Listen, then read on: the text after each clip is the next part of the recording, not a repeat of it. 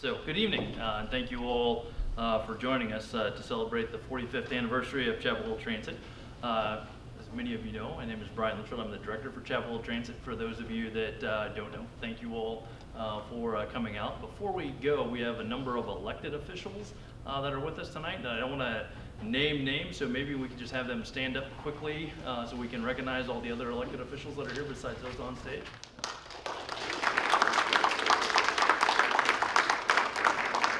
Thank you. So we are very excited to celebrate the 45 years of service and helping people make connections to places and opportunities in Chapel Hill, Carrboro, and at the University of North Carolina, while working with our local, state, and federal partners to improve access and mobility in the communities we serve. Before we move into our short program and have comments from folks, I did want to mention the first director for Chapel Hill Transit, a gentleman by the name of John Pappas. He was with the system from 1974 to 1977. Sadly, he passed away earlier this summer after a battle with cancer.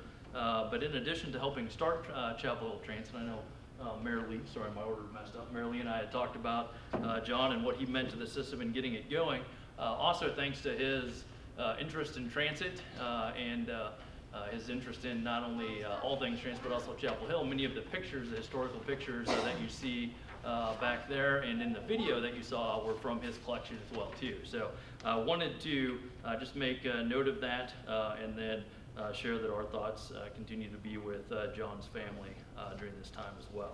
So tonight we have with us several guests. All of them are partners both either at the local or federal level and also with the university. I'm going to introduce all of the speakers and then they'll just go down and make their comments in this order. So first we have Mayor of Chapel Hill, Pam Heminger.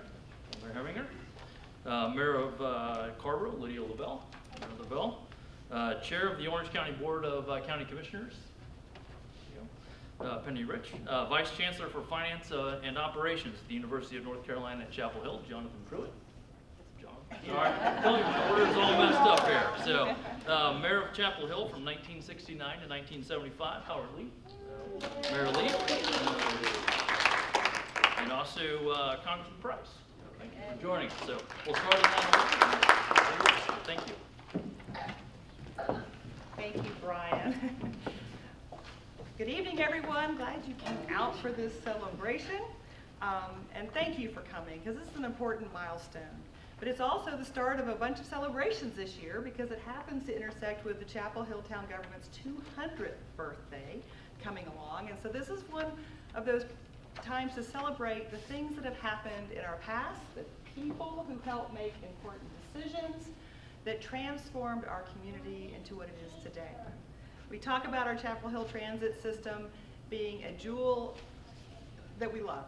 It's one of the largest transit systems in the state. Second largest, is that right? I've got all these stats here. Second largest, there we go, behind Charlotte, I understand. And one of the largest fare-free systems in the country. There's some others looking at it, so we might get dwarfed out with that, but it's very, very cool. A lot of people have worked on transit for our community, and I think when you really come back and look, besides being a great way to transport people and being more equitable, it's sustainable. We're working towards climate action plans and how to reduce our carbon footprint, and having a transit system that's this robust is really, really important, and one of the largest things we can do to reduce our carbon footprint. I want to say that it was fun to hear in the video, but we had done some research too to talk about where the transit system started, and to have Mayor Lee get it on the ballot not once, but twice. Put it and convince his council, aldermen, you said, Board of Aldermen, to follow and take that leap of faith and to make something happen that was completely a big leap of faith, and with $14,000 in funding and used buses from Atlanta, that was the big start. So if you fast forward today, we're up to 100 vehicles. We're going to do 3 electric buses coming forward. We hope to do more of that, but I was watching as I came in today. We have the hybrid buses out there that are cleaner for the environment as well. We have over 200 employees in the transit department, and our numbers were up this year over 7 million riders. for a town of 60,000 and 20,000. We're rocking it. We're rocking it. All right. So this year, our short-range transportation plan calls for adding Sunday service on some routes. The electric buses are in order, and we're doing the north-south bus rapid transit corridor planning right now and applying for federal grants along the MLK from our park and ride all the way down to the southern part of Chapel Hill. And we're looking at those regional connections as well. I have partners here that would work on the MPO together to make sure that we're looking regionally, not just within our own boundaries here. And all of this has been made possible through dedication, determination, and commitment from our partners, our staff, UNC, Carborough, the counties, the MPO, the federal advocates who we are so proud of, advocating, Representative Price for helping us out. And so we're going to keep growing, and we're going to keep doing it better, and we're going to get more people out of cars, and we're going to make those connections, that last mile connection. We're going to connect people to the transit system. We're working on those greenway, that multimodal connectivity all the way around so that we can make people get out of their cars because they're going to think it's a better way to go and it's going to be better for our environment, and we're very excited about that. So that doesn't happen in isolation. It happens with partnerships all around, and together we can make this a reality. So thank you, and happy 45th birthday.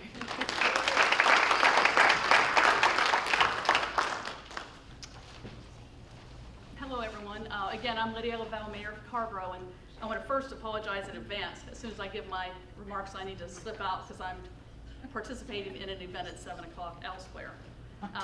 But I wanted just to echo some of the remarks here about what a wonderful partnership we have represented here today. And so I thought in particular I would talk for a moment about Carborough's involvement in that partnership. Most people don't know the history of how Carborough came to be a partner. As you know from the documentary and materials here, in 1974, Chapel Hill Transit began for Chapel Hill and for the university. But the university, as we heard, Chapel Hill had 2 referendums before they passed the ability to be able to have the system. So Carborough didn't join the transit system until 3 years later, in 1977. Carborough, as we heard, had actually two unsuccessful referendums. One in 1971 and one in 1973. It seems kind of amazing today. Our communities are so transit friendly that it took a while to get this passed. I had the occasion to actually speak with former Mayor Robert Drakeford, who was mayor in Carborough in the late 70s, about this history. And so anyway, it caused me to go digging a little bit in some newspaper archives. And I almost went down a rabbit hole, but I stopped with this article. And the title of it is Carborough Votes on Buses Today. Okay? And so the date of this is April 20th, 1976. And so this was the day that the issue that has dominated Carborough politics for over a year will be put before the people today as Carborough citizens vote on whether to authorize the Board of Aldermen to impose a new tax which would partly finance a bus system for the town. And then it just kind of goes on to talk about how much the tax rate would go up, and it mentions the first 2 times it was defeated. There's a little commentary here which is interesting. This is from the Daily Tar Heel. Generally, older homeowning residents have been against the tax increase, while students and apartment dwellers have been supporting it. And then discussions between Carborough and Chapel Hill officials on ownership and capital financing of the system were prolonged and often confusing. Okay, so there was a lot of negotiation around this time. I saw some later articles that included the university in that.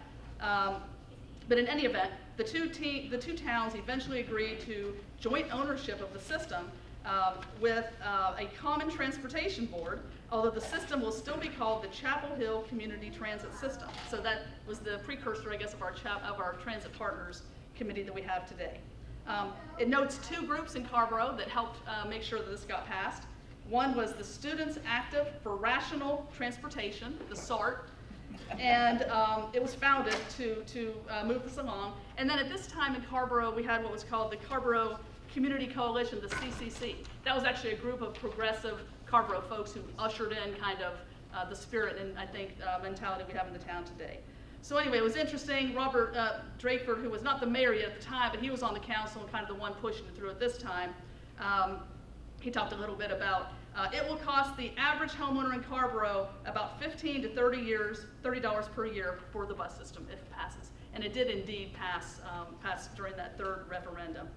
And so other articles I saw in a couple of years after that indicated there were still a few bumpy years where the partners worked out various issues, but it led us to where we are today, right, with this wonderful transit system, as we heard, the second largest in the state.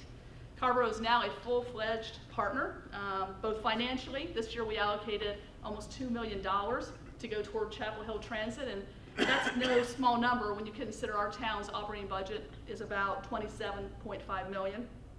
And one other little note, the year that Carborough joined the transit system in 1977, the town's 1977 land use plan stated the following: the town's future transportation system shall consider all modes of transit, including public transit and bicycles, in conjunction with neighboring jurisdictions. And so the town was in fact further developed, around this statement in our land use plan with apartments and homes and the many transit corridors that we still see today in the town of Carborough. And then finally, our fare-free, or as I like to say, prepaid transit system represents values and priorities that are very important to our Board of Aldermen, as well as the folks who live in our town. From the environmental aspects of taking the bus to the social justice and equity goals of our Board of Aldermen, it's all good. So thank you for indulging me in this history, and again, happy birthday, Chapel Hill Transit.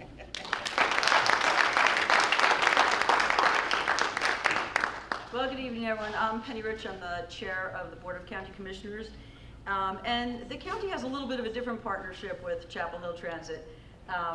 Bus service in the county is always going to be different because we don't have density, we don't have the ability to have these fixed routes. It doesn't make sense for rural neighborhoods. What we do have, though, in a partnership is the 420 bus that heads up to Hillsborough and back down during rush hour. And that's a fixed route at peak hours. And then we have OPT, which is the Orange Public Transit, that runs midday, and that runs from Cedar Grove to Chapel Hill. So we do have the ability to move folks into the county and back down to Chapel Hill, doctor's appointments, shopping, whatever needs to happen. OPT is going to be developing some new services as we're trying to think about the future. Because like I said, our fixed routes in the county doesn't work like Chapel Hill does. So it's important to maintain partnerships so we can move people around. We also have folks that use the Easy Rider in Chapel Hill, and that's folks that are either physically can't get onto a bus, or elderly folks. They can use OPT also. So that partnership goes both ways as well, which we're really happy about because that's so important to make sure that folks get around. And that's more of an on-demand service, which we feel in Orange County is the way that we're gonna lean towards. The agencies, OPT and Chapel Hill Transit, share a lot of information, not only on the MPO, but the BRT we've been working with. We work on our bus stops, and we share common interest in making sure that people are safe at their bus stops. We also want to thank everyone at Chapel Hill Transit for moving forward with the BRT. Very important that we're doing that. And as we're talking about BRT, we want to continue talking about regional transit. So we know that Chapel Hill is a leader. We want to take that leadership and make sure that we continue doing that regionally. I have some fun facts, and I think you all probably know some of these already. So this is one of the controversial things that we talked about when I was a Chapel Hill Town Council member, and that was to wrap the buses in advertising. And it was a hard vote. Commissioner Green was on the Chapel Hill Town Council at the time as well, and I think it passed by one vote. There were folks that just did not want to see those blue buses go away. But it's been somewhat successful. Some of the most beautiful wraps I've ever seen are on our Chapel Hill buses. So thank you for everyone that voted for that. Chapel Hill is the bus service is very, very active on social media. So thank you, Brian, because we're all made aware of what's going on because of you. Chapel Hill is also on Next Bus app, if folks use that. I use it all the time. I use the F bus, the CW. My kids used to ride the HS bus to school because they couldn't get up on time to catch the regular school bus, so they had to run out the door and get on the HS. I don't know if everyone knows this, the Chapel Hill Transit has a 60-foot bus that's known as a worm. Did everybody know that? I did not know that. We know that there are about 7 million passenger trips each year, but we also want to thank Chapel Hill for eliminating over 1.8 million pounds of carbon dioxide and keeping those skies Carolina blue. So thank you so much. It's exciting to be here for 45 years. I appreciate what everybody is doing, and I just want to send our gratitude from all of the county commissioners. Thank you.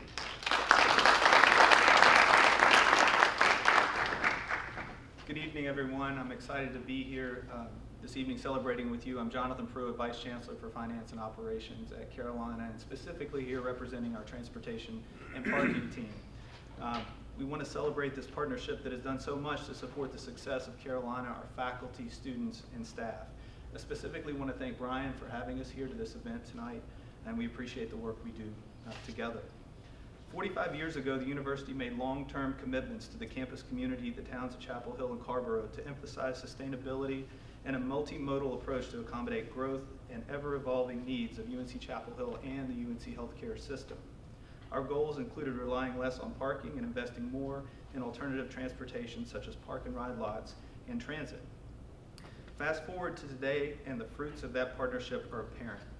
About half of all commuting students rely on local or regional transit to get to and from campus. And more than 20% of our employees commute to the university and UNC hospitals using transit. That's pretty remarkable.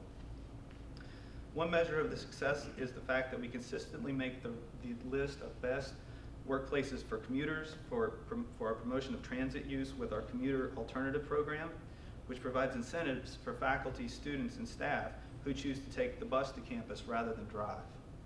Today, our commitment to Chapel Hill Transit is important not only to reduce traffic congestion and parking needs on campus, it also emphasizes our commitment to reduce greenhouse gas emissions through our 3 Zeros environmental initiative. So the environmental component is also very important in the forefront for the university today and in the future. As we celebrate our history, we look forward to future collaboration with our Chapel Hill Transit partners on the North-South bus rapid transit systems. We are also excited about the new electric bus fleet that was mentioned earlier, and excited for it to be coming soon. Carolina students illustrated their vision for reducing greenhouse gas emissions and improving local air quality by contributing funds allocated by a student fee for renewable energy projects to enable acquisition of a third electric bus. We are so proud of the energy and vision of our Carolina students to ensure the success of Chapel Hill Transit for future generations.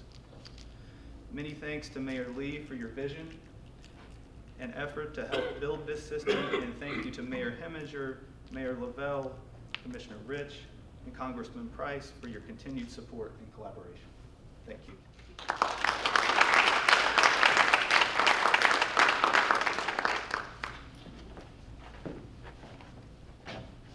Brings what a difference 45 years made. If you look at some of those pictures back there, you will recognize, in spite of the way I look today, I did have hair. Those were the days when I sported the afro. My daughter used to tease me because she said I was the only person in the world who could wear an afro with a hole in the middle. That's when I was going bald. I am so pleased to see what has happened during this period of time and how the Chapel Hill bus system has evolved. I compare the process of the growth of this system to that of the telephone. Alexander Graham Bell had an idea of what a telephone could do, and he put it in place. But I don't think he ever envisioned that one day this would be the telephone. When the bus system idea was conceived and we began working to put it together, we could not envision what has happened to the transit system today in terms of the progress and the evolution which has been made to move the throngs of people from place to place in Chapel Hill. This whole idea was not new. Chapel Hill, years before, had commissioned a study to trying to develop a transit system, but that study focused on using what we call jitney buses, little buses that would carry small groups of people. But the town decided that it did not want to implement that study. I had conversation with Sandy McClamrock, my predecessor, who said that they just didn't feel like it was time to have a transit system in Chapel Hill. And Sandy was, of course, one of the first ones to make it known that he didn't think at the time we were putting it out for consideration that it was time to have a bus system in Chapel Hill. Sandy McClamrock was a gracious man, and he also could change when he felt the facts that dictated change. Sandy McClamrock, after the buses had been on the street for several months, had a cataract operation and couldn't drive for a while. And he called me one day and said, "Howard, I want you to know the best thing that's happened to me is the bus system, because now I can get around town without a car." That meant more to me probably at that time than anything I can think of. The university and the town had conversations about how the university was being strained to provide parking spaces for all of the students who would bring cars. With the university growing, it had been determined that freshmen probably should not bring cars. But if freshmen were not going to be allowed to bring cars, the most shopping area, the most profitable shopping area at that time was Eastgate Shopping Center. And students had no way to get without a car to Eastgate or any other shopping areas. Thus, the university saw it as part of its best interest to make this investment. The system would not have happened without the university's partnership. As I look ahead and think about what's coming, I look at the new Chapel Hill, the growth that has occurred here, but also look around Chapel Hill and the growth that is occurring in different areas. I look at the space between here and Durham, the space between Durham and Raleigh, the activities that are going on between here and Chatham County, the building that is taking place between here and Hillsborough. Someday, this bus system will be a part of a system, a partnership between Raleigh, Durham, and Chapel Hill, Wake, Durham, and Orange counties to carry bus transportation to people all across this region, and we will be interchanged. I go back to my hometown occasionally, Lithonia, Georgia, which is 18 miles southeast of Atlanta. And the MARTA bus system is today serving the community which was not served when I was growing up. And I got a lot I can say, but I'm going to end it because my wife is giving me the cut sign.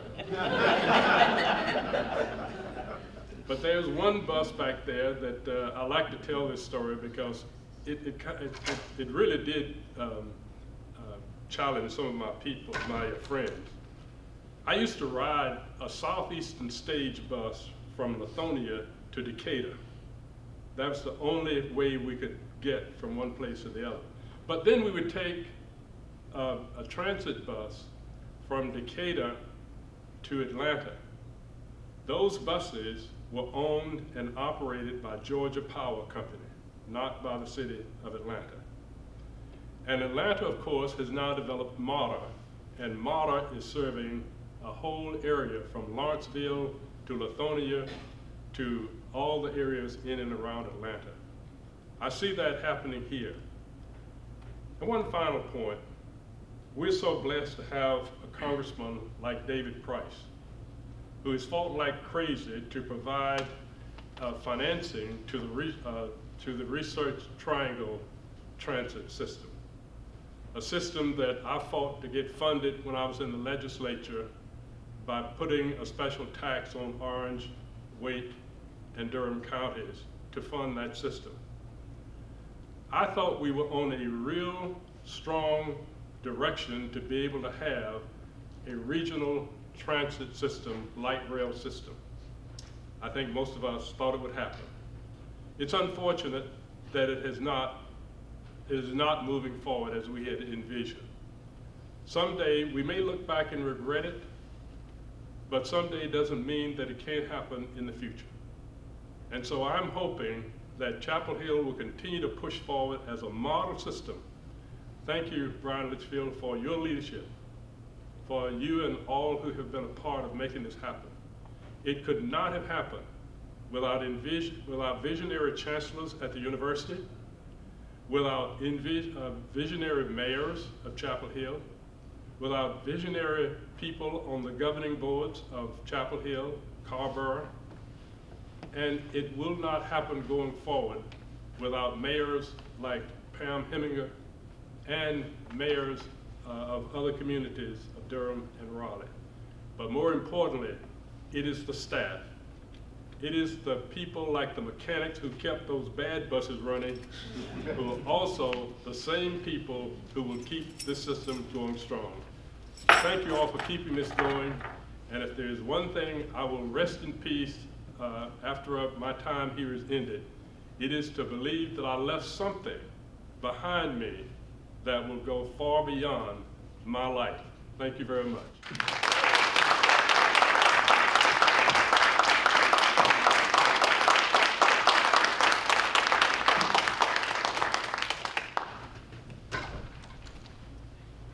Well, good afternoon. I think we've already heard the climactic speech. So I'll add a few words, but of course, Howard Lee is right about his legacy, and we're honoring that legacy today. Many people have contributed and brought this forward. You know, we have the second largest transit system in the state of North Carolina, but if you hadn't noticed, we aren't the second largest city. In fact, I don't know where we rank in the size of our community, but it's a transit-intensive community. It's a transit system that works well, partly because it is so heavily utilized and so well run and so efficiently deployed. So this is the best example probably in the state of North Carolina about how a transit system, a bus system, and we hope, as Howard just said, we hope that this will be part someday of a regional system that involves yes, it involves buses, it involves BRT, it involves commuter rail, perhaps again a light rail component. But we have pioneered this here in Chapel Hill. We are a transit-friendly community, and as such, I think we're an example for the path forward. We can't just keep paving lanes out on I-40. We really do have to think and plan for the future, and that future is a diverse transportation system that serves all of our people. Now, these buses, a transit system gets us from point A to point B, hopefully efficiently and quickly, but it's so much more than that. I mean, a good transit system is an equalizer. It promotes equity and access in the community. It promotes access to education and medical services and other services. It is of course a boon to the environment. I hadn't heard that figure about carbon monoxide emissions, but that's of course something we do think about and need to think about. So a transit system is and it's also an indication, I think, of the kind of community we are, the kind of community we want to be. A community with partnerships and collaboration and public-private mutual support and with access to all elements of the community and a capacity to grow and to expand and to operate in a flexible way so that the community works for everyone. So it's really an important sign of what this community is about and of the kind of community we want to be. And it's entirely appropriate to mark a 45th anniversary, and I'm happy to be here with you doing that. I'm also happy to pledge my continuing support. In the good old days, we had something we called earmarks. And back in the day, we got a few earmarks for this system, for purchasing buses, for signage, for other good things. And now, of course, just as I become chairman of the Transportation Appropriations Committee, earmarks are abolished not by our party, but by the other side. So those are the breaks. We don't get earmarks anymore, but we do get federal support. And there are important federal funding streams that bus systems and transit systems continue to draw on. We've done pretty well in pursuing those grants and getting new vehicles and getting more environmentally friendly vehicles, and in expanding the system over the years. So I promise to keep that funding stream robust. I can't necessarily direct the funding, but we have a good track record here of making a good case for ourselves, of pursuing funding energetically, and of getting support so that at the end we can say this really is a partnership that includes your federal government. That's not always true, but I'm proud that it is true in this case, and I promise to continue helping make certain that partner is there. So congratulations to all involved. It's great to be part of this celebration.